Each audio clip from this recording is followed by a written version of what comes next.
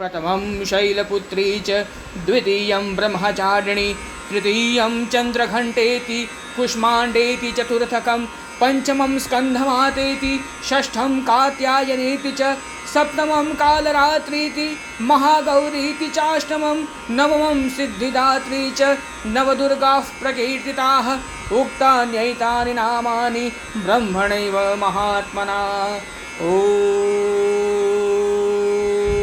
नमश्चण्डिकायै ॐ नमश्चण्डिकायै ॐ पिण्डज प्रवरारूढ़ा चण्डकोपास्त्रकैर्युता प्रसादं तनुते मह्यं चन्द्रघण्टेति विश्रुता। ओम नमश्चण्डिकायै। माँ दुर्गा जी की तीसरी शक्ति का नाम चंद्रघंटा है।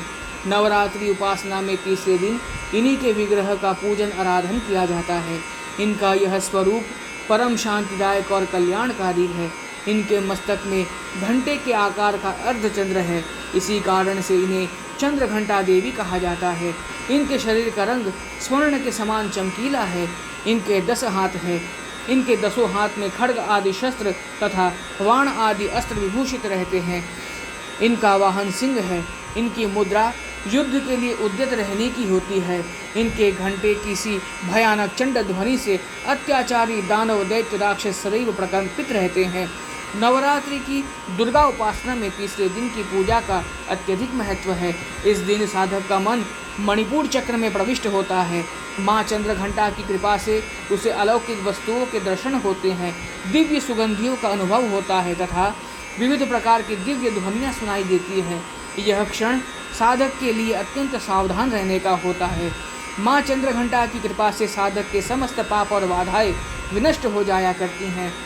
इनकी आराधना सद्य फलदायी है। इनकी मुद्रा सदैव युद्ध के लिए अभिमुख रहने की होती है, अतः भक्तों के कष्ट का निवारण यह अत्यंत शीघ्र कर देती है। इनका वाहन सिंह है, अतः इनका उपासक सिंह की तरह पराक्रमी और निर्भय हो जाता है। इनके घंटे की ध्वनि सदा अपने भक्तों की पेट बाधा आदि से रक्षा करती रहती हैं। इनका ध्यान करते ही शरणागत की रक्षा के लिए इस घंटे की ध्वनि निनादित हो उठती है। दुष्टों का दमन और विनाश करने में सदैव तत्पर रहने के बाद भी इनका स्वरूप दर्शक और आराधक के लिए अत्यंत सौम्यता एवं शांति से परिपूर्ण रहता है। इनकी आराधना से प्राप्त होने वाला एक बहुत बड़ा सद्गुण यह भी है कि साधक में वीरता निर्भयता के साथ ही सौम्यता एवं विनम्रता का भी विकास होता है। उसके मुख, नेत्र तथा संपूर्ण काया में कांति गुण की वृद्धि होती है। स्वर में दिव्य अलौकिक माधुर्य का समावेश हो जाता है।